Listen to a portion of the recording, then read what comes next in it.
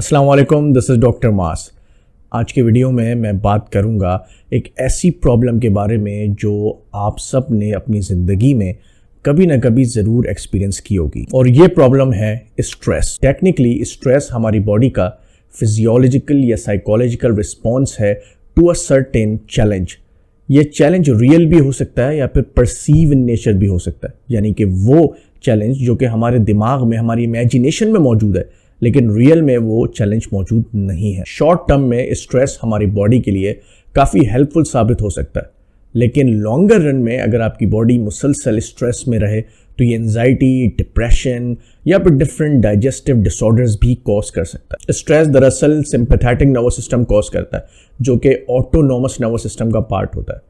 अब autonomous nervous system, जैसे इसके नाम से ही जाहिर है, इनवॉलंटरी नेचर होता है, यानी कि ऑटोमेटिक होता है। हमारी बॉडी में दो तरह के नर्वस सिस्टम पाए जाते हैं। एक वो जो हमारे वॉलंटरी एक्शंस को, यानी वो एक्शंस जो हम अपनी मर्जी से करते हैं, उनको कंट्रोल करता है, और एक हमारे इनवॉलंटरी एक्शंस को, यानी कि वो एक्शंस जो हमारा माइंड, हमारी बॉडी खुद से करती है, उनको कंट्रोल करता है। जैसे कि हमारी हार्ट बीट, जब भी हम ज़्यादा स्ट्रेस में होते हैं तो हमारी हार्ट बीट तेज़ हो जाती है। इसी तरीके से हमारी रिस्पायरेटरी रेट इंक्रीज हो जाता है। तो ये वो एक्शंस हैं जो कि इनवॉलंटरी नेचर हैं, यानी कि हमारा उस पर कंट्रोल लिमिटेड है या नहीं है। Autonomous nervous system further sympathetic और पैरासिम्पैथेटिक नर्वस सिस्टम में डिवाइडेड होता है। जब भी हमारी बॉडी काम एटमॉस्फेयर में होती है, रूटीन वर्क में होती है, तब पैरासिम्पैथेटिक नर्वस सिस्टम एक्टिवेटेड होता है। लेकिन जैसे ही हमारी बॉडी किसी स्ट्रेसफुल कंडीशन में आ जाती है, किसी ऐसी कंडीशन में आती है जो वो एक्साइटेड हो, या जब आप फियर में हो, तो उस वक्त सिंपैथेटिक नर्वस सिस्टम एक्टिवेट हो जाता है, जिसको हम फाइट एंड फ्लाइट मोड या fight and flight nervous system भी कहते हैं। यानी या तो ये हमें भागने में या लड़ने में हेल्प करता है। सिंपैथेटिक नर्वस सिस्टम अपने डिजायर्ड रिजल्ट्स या जो भी चेंजेस हमारी बॉडी में आती हैं, वो दो मेजर हार्मोन्स के जरिए हासिल करता है, जो कि है एपिनेफ्रिन यानी एड्रेनालाइन और कोर्टिसोल। ये दोनों हार्मोन्स एड्रीनल ग्लैंड से रिलीज होते हैं, जो हमारी किडनी के ऊपर मौजूद दो स्मॉल ग्लैंड्स हैं। अब अगर हम इन हार्मोन्स के रोल की बात करें या किस तरीके से ये स्ट्रेस में बॉडी में डिजायर्ड चेंजेस लेकर आते हैं, तो एड्रेनालिन की बात अगर करें तो ये हमारी बॉडी में हार्ट रेट को इंक्रीज करता है, हमारी वेंटिलेशन को इंक्रीज करता है, यानी कि रिस्पायरेटरी रेट को, हमारे ब्लड प्रेशर को इंक्रीज करता है, और इसके अलावा हमारी बॉडी में ब्लड फ्लो को ये रीडायरेक्ट करता है, यानी कि हमारा ब्लड फ्लो डाइजेस्टिव ट्रैक्ट की तरफ कम कर देता है और मसल्स की तरफ इंक्रीज कर देता है। इसके अलावा हमारी आंखों में मौजूद प्यूपिल्स को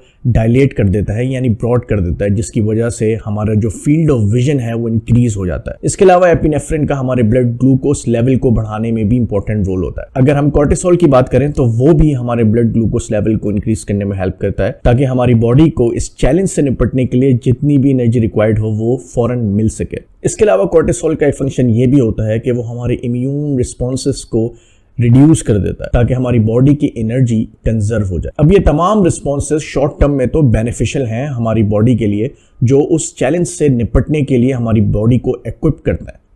लेकिन अगर यही रिस्पॉन्स लॉन्गर रन में या लॉन्ग टर्म में हो तो उसके नेगेटिव इफेक्ट्स भी हो सकते हैं, जैसे कि ब्लड प्रेशर की बीमारी हो सकती है, हार्ट डिजीजेस हो सकती हैं, डायबिटीज का प्रॉब्लम हो सकता है, डाइजेस्टिव डिसऑर्डर्स हो सकते हैं, एंजाइटी, डिप्रेशन हो सकती है, और इसके अलावा इम्यून रिस्पॉन्स रिड्यूस होने की वजह से मल्टीपल इन्फेक्शंस का रिस्क भी इंक्रीज हो सकता है। अब हम कैसे स्ट्रेस को कंट्रोल कर सकते हैं?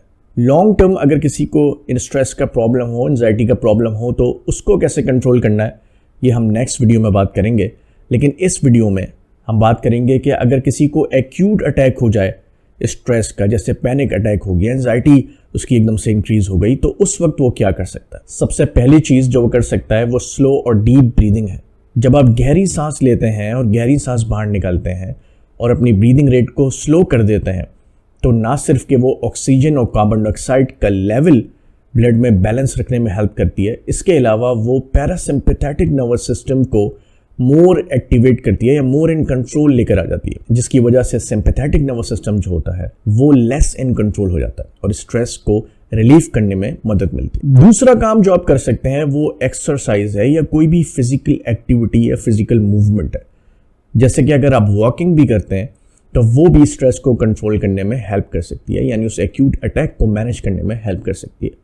क्योंकि एक्सरसाइज या कोई भी फिजिकल एक्टिविटी ना सिर्फ आपको डिस्ट्रैक्ट करती है, इसके अलावा वो एंडोर्फिन्स को जो कि मूड बूस्टिंग केमिकल्स होता है उनको रिलीज करवाती है और रिजल्टिंग आपके स्ट्रेस की कंडीशन को कंट्रोल करती है। तीसरी चीज़ जो आप कर सकते हैं वो आपने कई लोगों से सुना होगा कि गम बांटने से कम होता है। यानी कि अगर आप कभी भी किसी ऐसी सिचुएशन में हो जहाँ आप सीवियर डिप्रेशन में चले जाएं तो आप किसी से बात करें, आप उनसे टॉक करें, तो वो भी आपके स्ट्रेस लेवल को रिड्यूस करने में हेल्प कर सकता है। इसके अलावा चौथी चीज़ जो आप कर सकते हैं वो माइंडफुलनेस है। माइंडफुलनेस का मकसद ये होता है कि अपनी सराउंडिंग में, अपनी प्रेजेंट सिचुएशन में किसी चीज़ पे फोकस करना।